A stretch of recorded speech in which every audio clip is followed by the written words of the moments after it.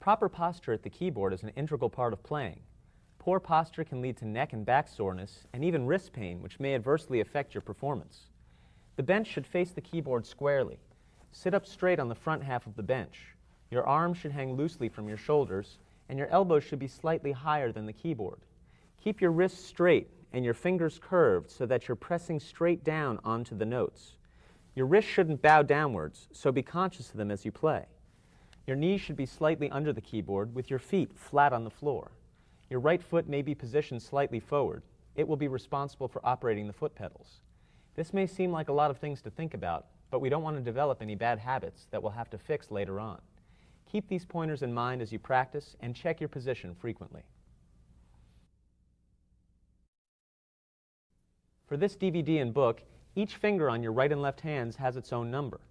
Thumb is number 1, index number 2, middle number 3, ring number 4, and pinky number 5. This makes it easier to identify which fingers are meant to be used when playing our examples. You'll see the finger notation throughout these lessons, and it will be a useful tool as you learn to play. The piano keyboard contains 88 keys, consisting of 52 white keys and 36 black keys. The lowest note on the piano is A, and the highest is C.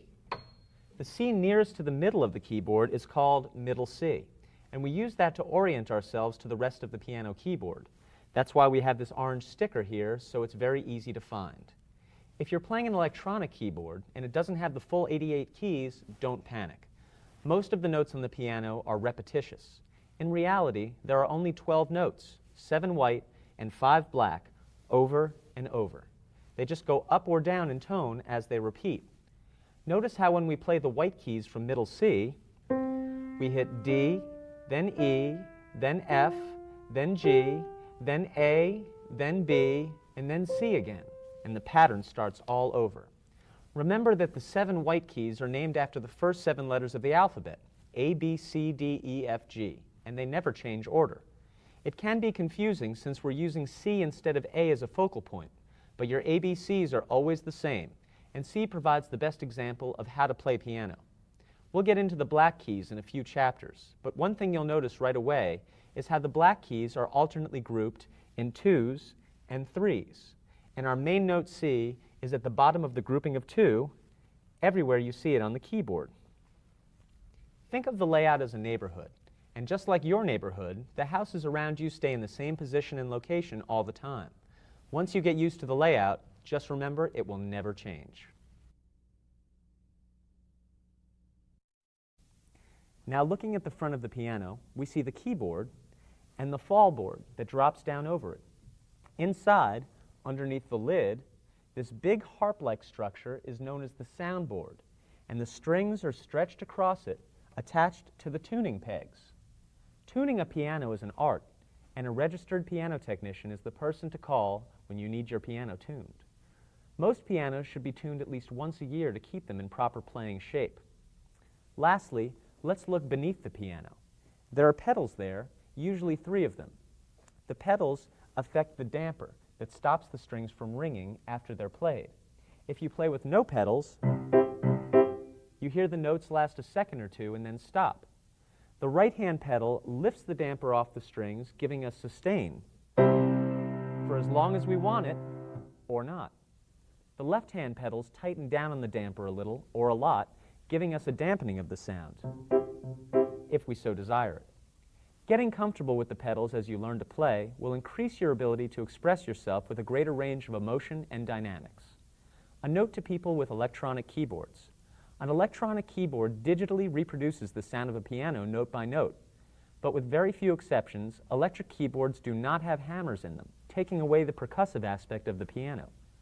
They also have limits on the dynamics that you can reproduce, as well as the number of notes that can be played simultaneously. However, you never have to tune electric keyboards, which is a big plus, unless of course you're in the piano tuning business. And often they're very portable, so you can play gigs and jam with people without renting a moving truck. Not only that, there are usually quite a few different sounds included that you can play with at the push of a button. Sure, there are pros and cons to electronic keyboards, but overall they've come a long way and will deliver quality sounds for your learning and performing purposes. Also note that the pedal on these is usually limited to just one function at a time, and it's a digital reproduction of what an actual pedal does. The metronome is a clock-like machine meant to keep time, and when you play to it, it helps you avoid speeding up and slowing down. You set the numbers to the BPM, or beats per minute, and then play along with it.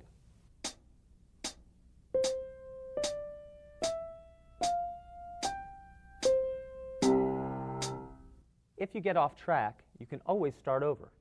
A lot of people get frustrated with the metronome early on because many of us don't have perfect time. Cut yourself a little slack here. You're not a machine. But by playing with one, you'll start feeling when you speed up or slow down. Then you can control your tempo better and smooth out your playing. And start slow, maybe even slower than you feel you can do it.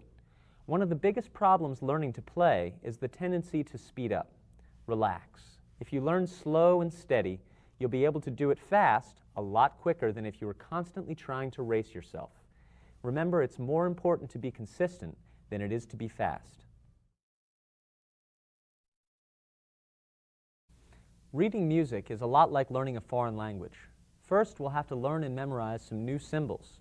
Then we'll learn how to put this newly learned material to work by actually playing music. Like a foreign language, it'll take some time and practice before it becomes natural.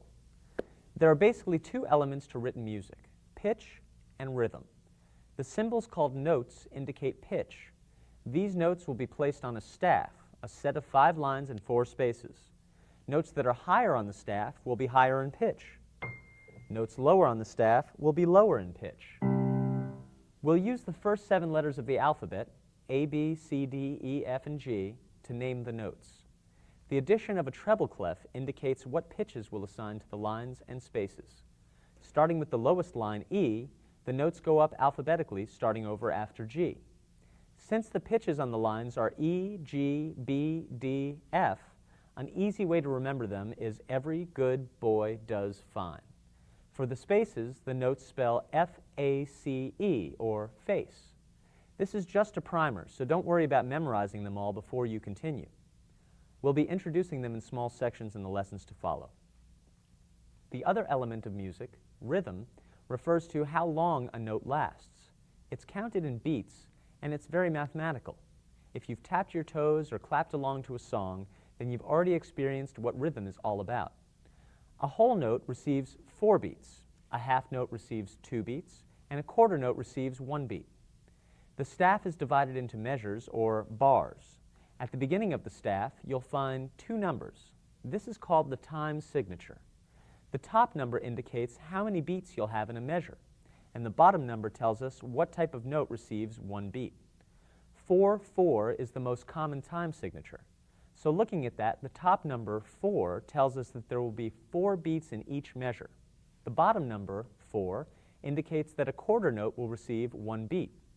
You'll have to look at the bottom number as a fraction, like 1/4, meaning a quarter. If you're a little confused or overwhelmed at this point, don't feel bad. I just threw a lot of information at you. Once you see it all in context and you're actually playing it, it'll make a lot more sense.